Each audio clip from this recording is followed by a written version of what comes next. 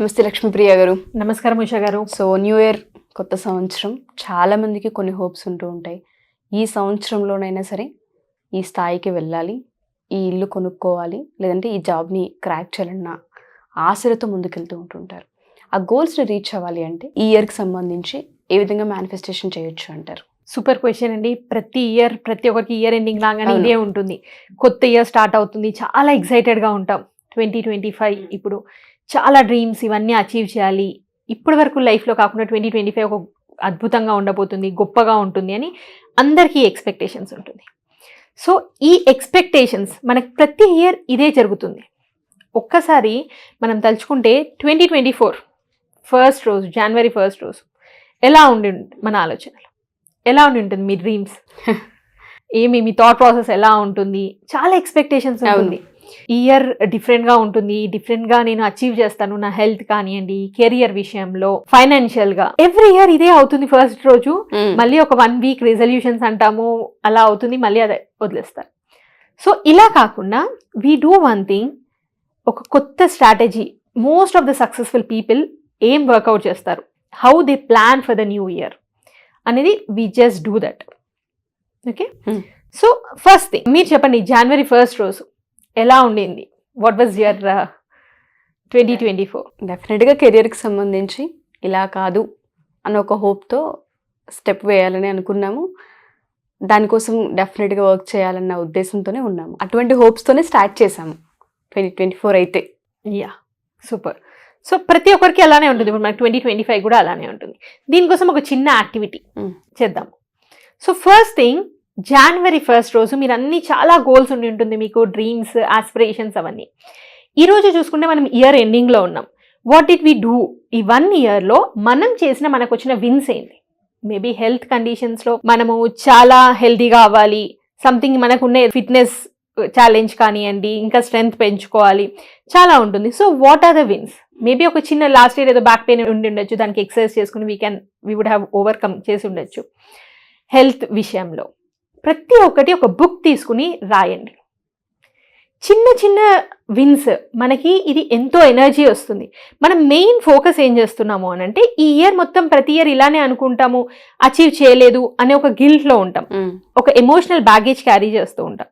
కానీ మనం ఎన్నో ఇయర్లో చిన్న చిన్నవి చాలా అచీవ్ చేసాం. సో ఎప్పుడైతే ఇది రాస్తున్నామో మనకి ఫ్యూయల్గా ఉంటుంది, like it motivates, it encourages, మనకి ఒక ధైర్యం వస్తుంది. నెక్స్ట్, మన కెరియర్ విషయంలో ఏమేమి అచీవ్ చేసాము ఈ 1 ఇయర్లో? ప్రమోషన్, మేబీ ఏదైనా ఒక కొత్త స్కిల్ నేర్చుకుని ఉండొచ్చు మోస్ట్లీ, లేకపోతే ఏదో ఒక విధంగా వేరే వాళ్ళకి హెల్ప్ చేసి ఉండొచ్చు, వేరే వాళ్ళని కెరియర్లో పైకి రావడానికి మనం సపోర్ట్ చేసి ఉండొచ్చు.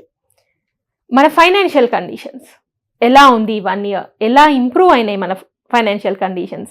ఏమైనా ఇన్వెస్ట్ చేసామా, సేవింగ్స్ చేసామా, లాస్ట్ ఇయర్ నుంచి ఏం విన్ అనేది ప్రతి ఒక్కటి చూడండి. మేబీ ఒక చిన్న థింగ్ మనం ఇగ్నోర్ చేసి ఉండొచ్చు.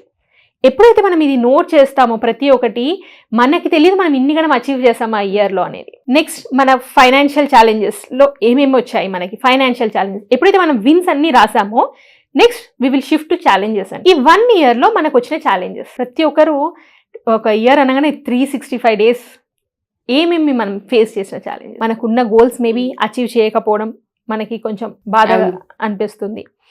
మేబీ హెల్త్ విషయంలో ఏదో ఒక ప్రాబ్లం వచ్చి ఉండొచ్చు, ఏదైనా ఫేస్ చేసి ఉండొచ్చు.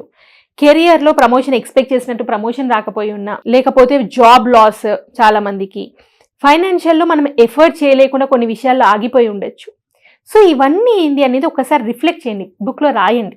ప్రతి ఒక్కటి రాసిన తర్వాత ఇమ్మీడియట్గా మన మైండ్ షిఫ్ట్ అయ్యేది ఏంటి అని అంటే, ఇన్ని అచీవ్ చేయలేదు, ఒక నెగిటివ్ ఫీలింగ్ వస్తుంది. సో అది ఏం చేస్తారంటే, యూజువల్గా బేసిక్ ఏదైనా లేబుల్ చేస్తే, మనకు ఒక ఫైనాన్షియల్ ఛాలెంజ్ వచ్చింది. ఈ ఫైనాన్షియల్ ఛాలెంజ్ వచ్చినప్పుడు మనం ఎఫర్ట్ చేయకపోతే మనకి చాలా బాధ అనిపిస్తుంది.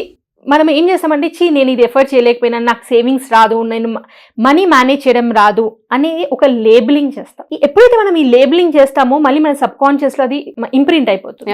సో లేబుల్ చేయకుండా, what is the learning from it? మనము ప్రతి ఒక్క ఛాలెంజ్ మన లైఫ్లోకి వస్తుంది అంటే it is teaching us something. ఎప్పుడైతే మనం ఆ లెసన్స్ తీసుకుంటామో, ఆ ప్రాబ్లం మన లైఫ్లో మళ్ళీ రిపీట్ అవ్వదు. సో ప్రతి ఒక్క ఛాలెంజ్, మేబీ హెల్త్ ఛాలెంజ్ వచ్చినప్పుడు మనం చాలా అలర్ట్ అయి ఉండొచ్చు. ఈ ఎక్సర్సైజ్ చేయాలి, లేకపోతే నేను డైలీ వాకింగ్ చేయాలి, నేను ఫిట్నెస్ పెంచుకోవాలి అని ఒక రియలైజేషన్. దానివల్ల మన లైఫ్లో బెటర్ అయి ఉంటుంది, మన లైఫ్ స్టైల్ మార్చుకుని ఉండొచ్చు. ఫైనాన్షియల్ ఛాలెంజెస్, ఎప్పుడైతే ఒక ప్రాబ్లం ఫేస్ చేసామో మనకి మనం అలా ట్యాగ్ చేసుకోకుండా షిఫ్ట్ చేసుకోవడం, మన థాట్ ప్రాసెస్ని రీఫ్రేమ్ చేయడం. సో ఈ ఛాలెంజ్ వచ్చింది, ఈ ఛాలెంజ్ నుంచి నాకు వచ్చిన లెర్నింగ్ ఏంటి, ఆ లెర్నింగ్ తీసుకుని దాన్ని మనం రీఫ్రేమ్ చేసుకోవడం. మేబీ ఇప్పటి నుంచి నేను ఇన్వెస్ట్ చేయడం స్టార్ట్ చేయాలి, నా రిటైర్మెంట్ ప్లానింగ్ చేయాలి, సో ఇది నాకు ఒక అలర్ట్ లాగా నేను కాన్షియస్గా ఇప్పటి నుంచి నేను షిఫ్ట్ చేసుకోవాలి అనేది ఎప్పుడైతే మనం చేసుకుంటామో, సో ప్రతి ఒక్క ఛాలెంజ్ మనం ఫేస్ చేసింది ఈ ఇయర్లో వచ్చినవి ఏంటి మనకి బెనిఫిట్స్, దానివల్ల వచ్చిన లెర్నింగ్స్ తీసుకుంటే దెన్ మళ్ళీ మనకు కొత్త ఇయర్లో అవి రిపీట్ కాదు. So reflect on the learnings. So most of the successful people ఏంటి తెలుసా అండి, వాళ్ళ ఒక లెర్నింగ్స్ ఏంటి తీసుకుంటారు. ప్రతి ఒక్కరు లైఫ్ అందరికీ స్మూత్ ఉండదండి, ఎంత సక్సెస్ఫుల్ పీపుల్ అయినా వాళ్ళకి డౌన్స్ ఉంటాయి. ఆ డౌన్స్ లో వాళ్ళ లెర్నింగ్స్ తీసుకుంటున్నారు. చాలా మంది సక్సెస్ఫుల్ కానీ వాళ్ళు ఏం చేస్తున్నారంటే వాళ్ళు ఒక ట్యాగ్ చేసుకుంటున్నారు, వాళ్ళ ఐడెంటిటీగా మార్చుకుంటున్నారు. ఓ నా దగ్గర నేను మనీని హ్యాండిల్ చేయలేను, నేను హెల్దీగా లేను, మేబీ నా జెనెటిక్ పరంగా ఏదో ఒక బ్లేమ్ గేమ్ చేసేస్తూ ఉంటారు, అక్కడ ఒక ట్యాగ్ చేస్తారు, లేబులింగ్ చేస్తారు. దీనివల్ల అక్కడ స్టక్ అయిపోయి ఉంటున్నారు. సో వాళ్ళు మళ్ళీ పైకి రావాలంటే ఆ పాయింట్లో లెర్నింగ్ ఏంటి నాది, ఏమి ఇంప్రూవ్ చేయడం వల్ల, ఏది నేను ఒక కొత్త స్కిల్ని తీసుకోవడం వల్ల ఈ ప్రాబ్లం మళ్ళీ నాకు రిపీట్ కాదు. ఎప్పుడైతే ఈ యాటిట్యూడ్తో మనం చూస్తూ ఉంటామో మన లైఫ్లో కొత్త ఇయర్ అనేది అద్భుతంగా ఉంటుందండి. ఇప్పుడు దిస్ ఇస్ వాట్ వీఆర్, ఇక్కడ మనకు ఒక రియాలిటీ ఉంది, ఈ రియాలిటీ మనకు నచ్చట్లేదు, మనకు ఒక బెటర్ రియాలిటీ కావాలి, కొత్త రియాలిటీ కావాలంటాం. అప్పుడు ఇక్కడుండి కొత్త రియాలిటీని క్రియేట్ చేయలేము, we have to change our cells. ఇక్కడ దాకా ఈ వ్యక్తి కొత్త రియాలిటీని క్రియేట్ చేయలేరు. ఎప్పుడైతే ఈ వ్యక్తి చేంజ్ అవుతారో ఆటోమేటిక్గా ఈ వ్యక్తి చేంజ్ అయినప్పుడు ఈ రియాలిటీ అనేది క్రియేట్ అవుతుంది. సో పర్సనాలిటీ వైజ్గా మనం ఎప్పుడైతే మారుతామో, personality is nothing but our personal reality. So whenever we change, మనం పర్సనాలిటీ చేంజ్ చేసుకుంటామో మన రియాలిటీ ఆటోమేటిక్గా చేంజ్ అవుతుంది. సో ఈ షిఫ్ట్ అనేది మన మైండ్ సెట్లో రావాలి. మన ఛాలెంజెస్ని ఏ విధంగా చూస్తున్నాము అనేది మనకు వస్తే ఇక్కడ నుంచి లెర్నింగ్స్ తీసుకుంటే 100% 2025 is going to be an excellent year and. Exactly, మీరు అన్నారు రీఫ్రేమ్ అని. పాత సంవత్సరానికి సంబంధించి ఏవైతే చేయాలి అనుకున్నామో, బెనిఫిట్స్ ఏంటి, చేసినవి ఏంటి, చేయలేనివి ఏంటి అన్న అవి గనక రాసుకోగలిగితే నెక్స్ట్ ఇయర్కి సంబంధించి దానిపైన ఒక గ్రిప్ దొరుకుతుంది. ఎందుకు చేయలేకపోయామన్న ఆలోచన మారుతూ ఉంటుంది. చేయలేదు అన్న బ్లేమ్ గేమ్ కాకుండా ఎందుకు చేయలేదన్న ఆలోచన ఎప్పుడైతే మొదలవుతూ ఉంటుందో ఈ ఇయర్కి సంబంధించి రిగ్రెట్స్ అనేవి ఉండవు. చాలా క్లియర్గా అర్థమైంది. రీఫ్రేమ్ చాలా వర్క్ చేయాలని చాలా క్లియర్గా తెలిసింది. సో ఎవరైతే మా ఎపిసోడ్ చూస్తూ ఉంటుంటారో డెఫినెట్గా కొత్త సంవత్సరానికి సంబంధించి కెరియర్ అయినా, రిలేషన్షిప్ అయినా, హెల్త్ అయినా, ఇన్వెస్ట్మెంట్స్ అయినా, ఫినాన్షియల్స్ అయినా, జాబ్ అయినా సరే కొన్ని విషయాలలో మేము ఇది అచీవ్ చేయాలనుకుని ఆగిపోయిన విషయాలు ఏవైతే ఉంటుంటాయో ఒకసారి రాయండి, దాని మీద రీఫ్రేమ్ వర్క్ చేయండి. డెఫినెట్గా ఒక క్లారిటీ వస్తుంటుంది. 2025కి సంబంధించి కొత్త ఆశలు ఏవైతే ఉంటుంటాయో డెఫినెట్గా నెరవేరుతాయి. మీరు కనుక పర్సనల్గా లక్ష్మీప్రియ గారిని కలవాలి అనుకున్నా, లేదా ఒకసారి క్లాసెస్ తీసుకుంటూ ఉంటారా, ఆవిడ మేనిఫెస్టేషన్ ఏ విధంగా చేయాలి, విజువలైజేషన్ ఏ విధంగా చేయాలి, నెగిటివ్ ఎనర్జీ ఉందని ఏ విధంగా ఓవర్కమ్ చేయాలన్న వాటిపైన కూడా మీకు క్లాసెస్ ఉండే అవకాశం ఉంటుంది. కింద కూడా తన కాంటాక్ట్ చేస్తే టీం మీకు పూర్తి వివరాలు అందిస్తారు. Thank you ma'am. Thank you so much. Thank you అండి.